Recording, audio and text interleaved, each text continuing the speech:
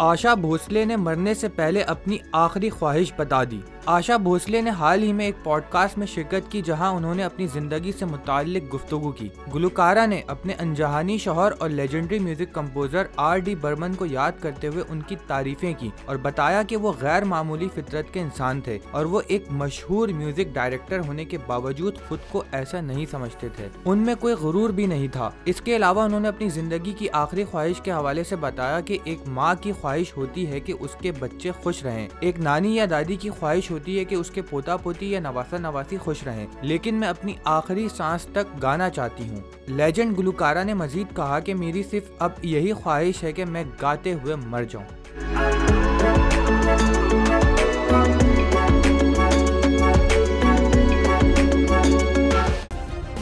Subscribe करें और bell दबाएं ताकि कोई खबर रह न जाए।